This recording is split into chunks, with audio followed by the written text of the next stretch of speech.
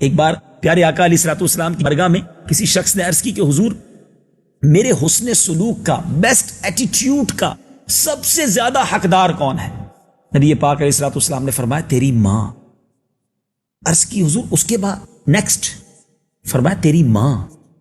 کہ حضور اس کے بعد؟ فرمایا تیری ماں۔ عرض کیا حضور اس کے بعد؟ فرمایا تیرا والد۔ اللہ اکبر۔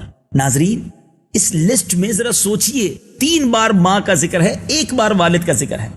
لیکن آج تھوڑی دیر کے لیے میں بھی ریئلائز کروں، آپ بھی ریئلائز کریں کہ ہماری لائف میں ہمارا سب سے زیادہ بیسٹ تعلق کس سے ہے؟ ہم سب سے زیادہ حسن سلوک کس سے کرتے ہیں؟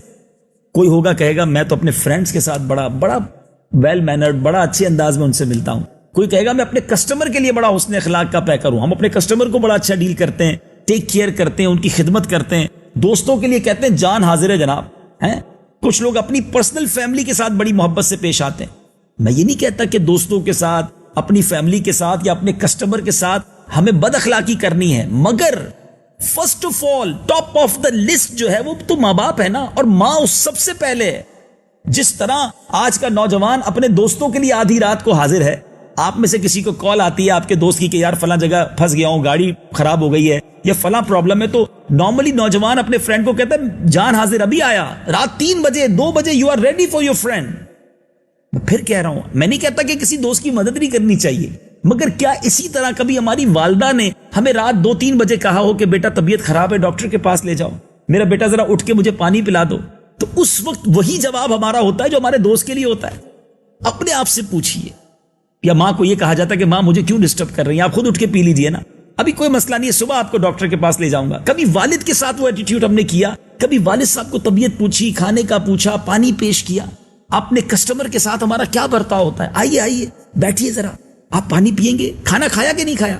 ذرا پنکھا کیجئے، بھائی جان آئے ہیں، ذرا پنکھا کیجئے ان کی طرف۔ اچھی بات ہے اگر آپ اپنے کسٹمر کو ٹیک کیئر کرتے ہیں، مگر کیا یہ انداز والد کے ساتھ نہیں ہو سکتا؟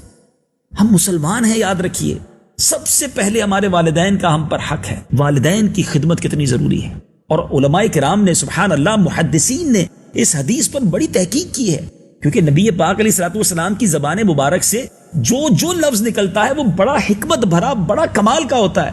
علماء نے کہا کہ 3 بار ماں اور 1 بار والد کیوں کہا؟ پیارے آقا نے 3 بار ماں کہا نا، اور 1 بار والد کہا؟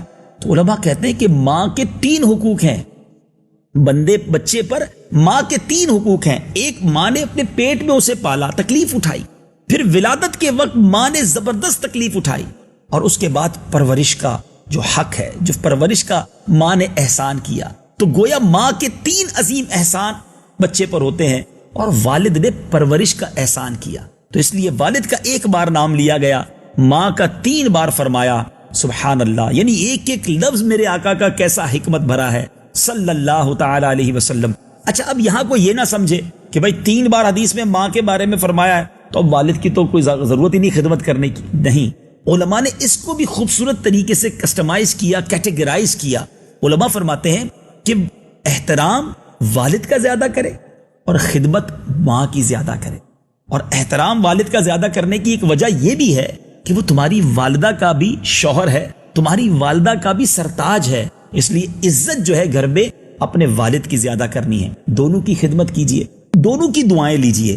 صلو علی الحبیب صلی اللہ تعالی علی محمد۔ مجھے اپنی اور ساری دنیا کے لوگوں کی اصلاح کی کوشش کرنی ہے۔